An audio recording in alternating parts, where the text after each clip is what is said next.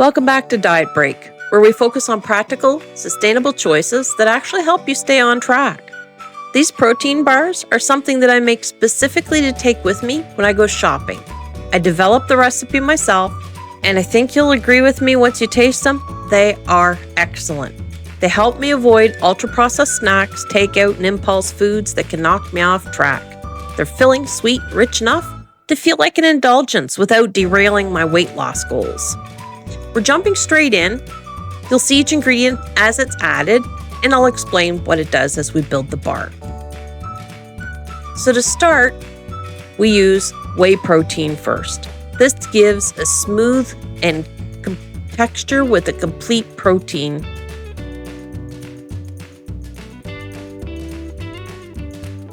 Pea protein is next. This adds firmness and chew, so the bars hold together. Followed by oat flour. Oat flour goes in, this gives body so the bars feel like real food. Coconut flour absorbs moisture and it helps to firm everything up.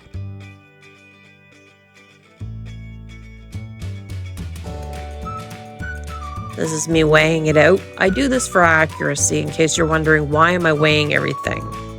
Almond flour goes in and it adds richness so the bars don't feel dry.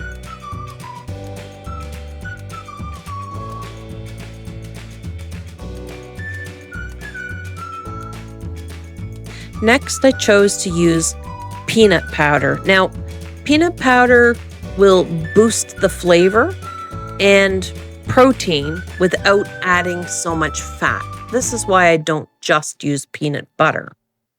It's to reduce some of the fat in the bar.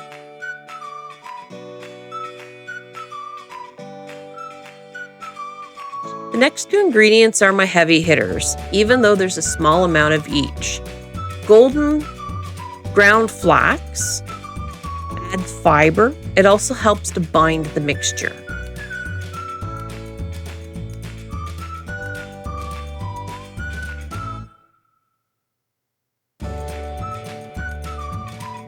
The next ingredient to add is psyllium husk. This is key for fiber again, but it also gives that chewy bar-like texture. You don't want to skip on psyllium husk. It's actually quite important, even though again, it's only a small amount that we add in. And don't forget, when you're done with psyllium husk, add just a little pinch of salt. It brings all the flavors together. Now on to the wet ingredients. So off screen, I did gently heat the peanut butter and the coconut oil you're about to see me add, and I blend them until they're smooth. This just helps incorporate everything evenly because the coconut oil, of course, is a solid and we want them to blend nicely. So melting it a little bit does help. The peanut butter, this was made from only peanuts. I made it myself at Bulk Barn. There's no added sugar, no oils, and no fillers added to this. It's just peanuts. That's all you see. The coconut oil helps everything blend smoothly, and it will help set once it's chilled.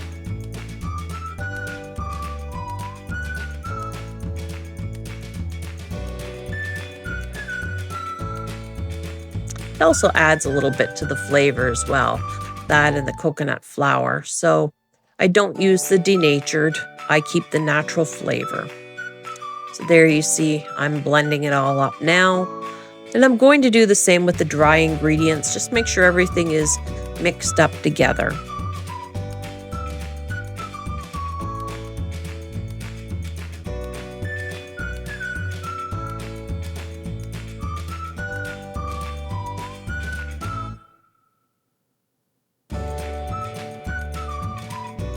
I just made a little well in the middle. Then I start putting my wet ingredients in the little well before I mix it all up at once.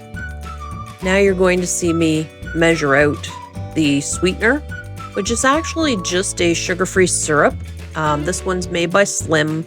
It's the pumpkin caramel flavor. I use this to add a little flavor, but honestly, it's more about sweetening. This is made from sucralose. It adds sweetness without sugar or sugar alcohols.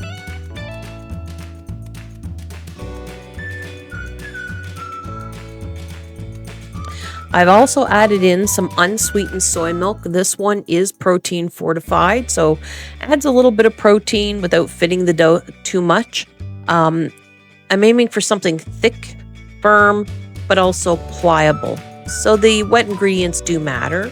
You could add a little bit of vanilla to the mixture if you'd like. I didn't in this batch, but usually a little teaspoon of vanilla helps give it a little extra flavor. The wet ingredients go straight into the dry. I mix slowly at first, and it's going to look thicker than you'd expect. That's normal. Between the protein powders, coconut flour, flax, and psyllium, this mixture absorbs liquid very quickly, so it looks dry and stiff. Don't panic, it hydrates as it resets. A quick question: when you're out shopping, do you usually bring something with you to avoid impulse foods? Or is it that when things tend to go off track? Let me know in the comments. So once the dough comes together, I roll it into balls. I cut it in half, then I divide it each half again, and then once more. That gives me roughly 8 equal balls. From there, I weigh out each portion carefully and adjust as needed, so each bar comes out to 60 grams. By the time I'm done, I'll end up with 9 60-gram bars plus a small extra piece. That little bit extra is normal, and I'd rather be accurate than uneven. You could also do 10 bars at 50 grams each as well if you so choose. The portions go straight into a silicone mold. There's no pan prep needed. Just press firmly. It helps everything set evenly. You can even use a fork to push down the corners if you want to make sure that it fills it out. You'll see at the very end, I even pick this up and just squeeze a little bit from the sides to keep the straightness of the mold. This helps for consistency as well. So they all look fairly uniform. It's easier for carrying too, and for storing if they're all in a nice square shape. So I like to use the silicone mold.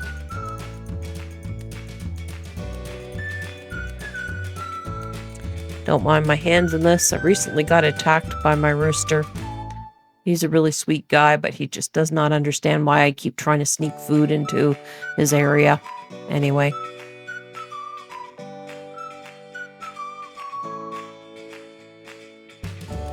This is a bit of a process.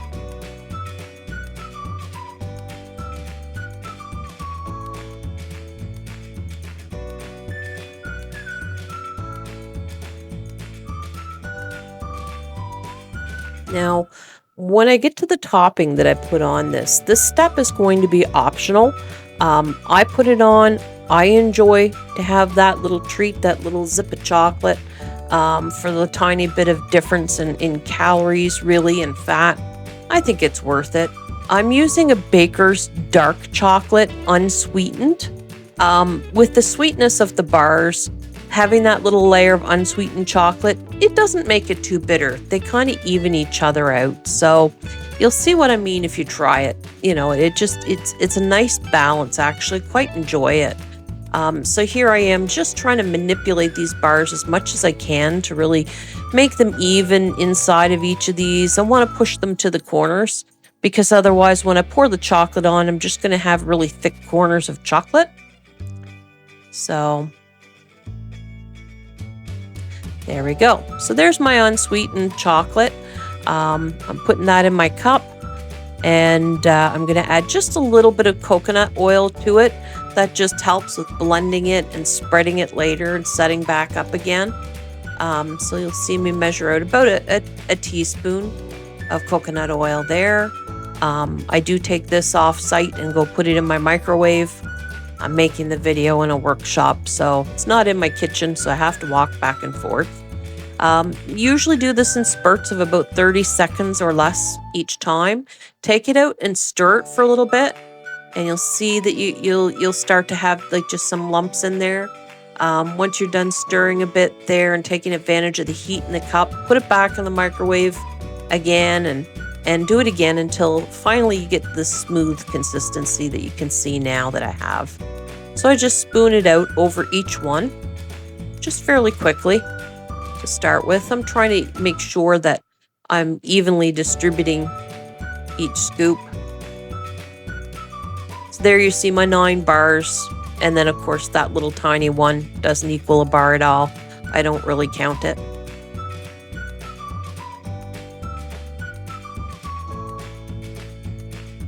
I've never tried the 50-gram version of this. I've always made 60, but my intention next time is to try the 50-gram as well. I did 60 originally just because I was trying to compare to one of my preferred manufactured bars. I really enjoyed the grenade bars, so that one was always 60 grams, so I tried to do that so I could make a 60-gram bar that came in similar with the same amount of proteins, but I was really looking for something that would be a healthier option though. So that's why I started making these ones and not buying the store-bought bars. Later I'll go over this a little bit with you and explain what the big difference is between these, and you'll see why there is some real advantages health-wise to making these yourself. So after I'm done this, normally I will take this and I will chill it in the fridge until they're firm and set. And then I'll wrap them up individually and I can take them with me. Easy to pop one in my purse right before I go anywhere. It just avoids so much problems that I had before with, don't use your fingers unless you're making them for yourself, which I am. I take these with me. Just a great alternative. I used to be very addicted to eating out. McDonald's was my thing, but that really doesn't work well when you're trying to lose weight. I'm down 70 pounds now. I'm halfway to my goal, or just over halfway really. At 70, 75 pounds, and I feel like a world of difference, and these certainly were key in part of that weight loss journey. Protein intake is really important. It does help. Protein is not the only step though, so this is just part of the journey. One step is increase that protein. So there you go. You can see what they look like once they've been set up and refrigerated. Those are the ones I made earlier today. So before we compare anything, here's everything that went into the homemade bars. There are no hidden, nothing proprietary, just the good old-fashioned ingredients. You can see what the measurements are. You might have to hit pause on this part of the video if you want to get the ingredient list from me. That's everything. When you're making your own protein bar, of course, you've got to take into consideration the competition. These are two of my favorite protein bars that I bought at the store.